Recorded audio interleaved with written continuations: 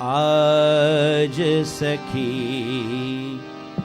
સદગુરુ પરમ પૂજ્ય પ્રમુખ સ્વામી મહારાજ મહાનુભાવોના માનનીયની સાથે આદિવાસીઓના આત્મીય બનીને રહેલા.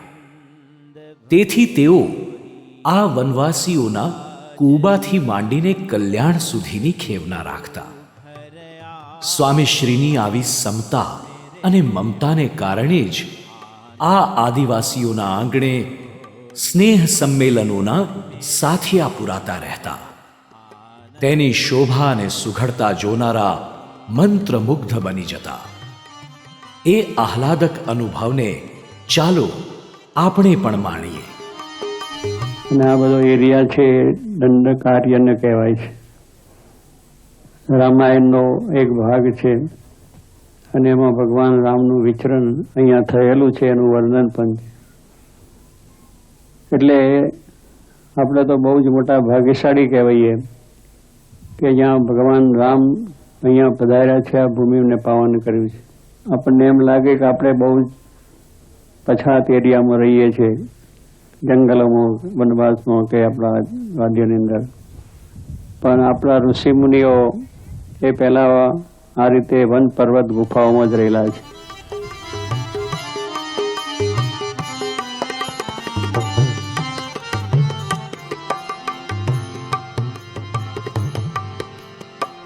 दर्शन से सब पाप विनाशे, दर्शन से सब पाप विनाशे, दुख दरिद्री सब दूर गयो री, दुख दरिद्री सब दूर गयो री, दुख दरिद्री सब दूर गयो री.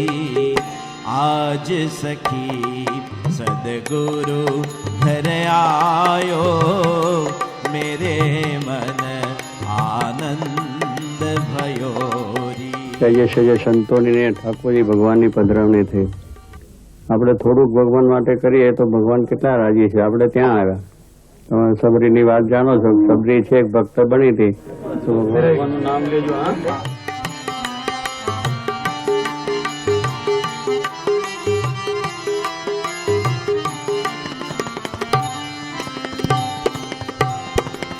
અમિત વચન સુનત તમનાશ્યો, અમિત વચન સુનત તમનાશ્યો, ઘટ ભીતર પ્રભુ પાય લિયો રી, ઘટ ભીતર પ્રભુ પાય લિયો રી, ઘટ ભીતર પ્રભુ પાય લિયો રી.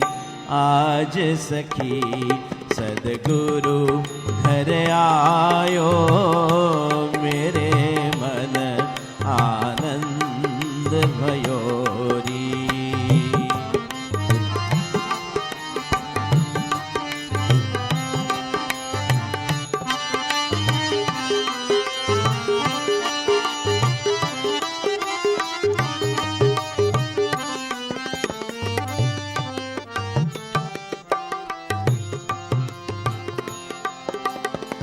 जन्म जन्म के संशय छूटे, जन्म जन्म के संशय छूटे, जन्म जन्म के संशय छूटे, भव भय ताप मिटाई दियो री, भव भय ताप मिटाई दियो री, भव भय ताप मिटाय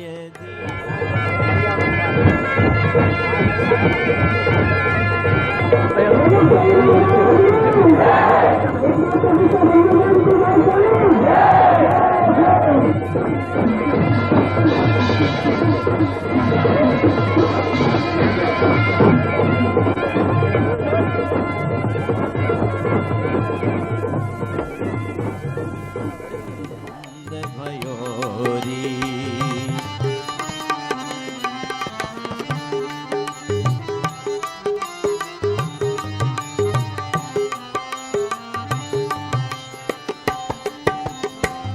બ્રહ્માનંદ દાસ આ ધરમપુરની આજુબાજુ એવી કેટલીય પછાત જાતિઓ રહે છે. ઢોળિયા છે, વારલી છે, કુકણા છે, નાયકા છે. તેમાં એક અતિ પછાત જાતિ અને તે છે કોળચા. અને એ કોળચાની પ્રજાની તમે જનૂન જુઓ, એમની પ્રવૃત્તિ જુઓ તો ચોરી અને લૂંટફાટ. અને જે વખતે નાનું બાળક જન્મે તે વખતે કહે કે હાથ મૂડે પાવ મૂડે ચોરી કરતા હટા રખે. એવી વાત કરે, એવી તાલીમ. કેવી પ્રજા હશે? તો એવી પ્રજા પણ આજે સત્સંગના રંગે રંગાઈને પૂજ્ય પ્રમુખ સ્વામી મહારાજના સત્સંગથી આજે પોતાના જીવનનો ઉત્કર્ષ કરી રહ્યા છે. તો એ જ પ્રજામાંથી એક એવા સામાન્ય માણસ છે જે આજે કાદવમાંથી કમળની જેમ ખીલીને આજે આપણી સામે ઉપસ્થિત થાય છે. પણ દારૂમાં જે ખરેખર એ પ્રજા જે સપડાણી તે કોળચા જાતિ.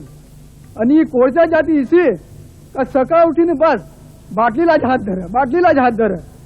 એ કોળચા જાતિ છે કે સકાળ ઉઠીને બસ કઠક કોનાના પીકી ગયા ભાત એ ચોરી કરલા જ જાવલા. એ કોળચા જાતિ છે. પણ આજ પ્રમુખ સ્વામી મહારાજની કંઠી પોવી તો એ પ્રજા એકદમ વળી ગઈ ને ધોળ્યા પછી એકદમ નીચે પડી ગઈ. તો ખરેખર બાપાની છે કૃપા હોય ને અને ઈસી નીચી જે બાપા કૃપા કરતા રહ્યા તો એ પ્રજા ખરેખર કાદવમાંથી જેમ જીસાથી કમળ વરીએ ને એકદમ ભગવાનને ચોડુલા જીસા હુઈ જા તેથી એ પ્રજા પણ એમાં ગુણ પડેલા પણ જીસા વિકસાવનારા જોઈ છે. તો વિકસાવનારા આજે આ પૃથ્વી ઉપર આજ બાપા ઈ રહી ના. 1992 માં અમે 6 જણા મળીને એક મન દારૂ પી જાય છે.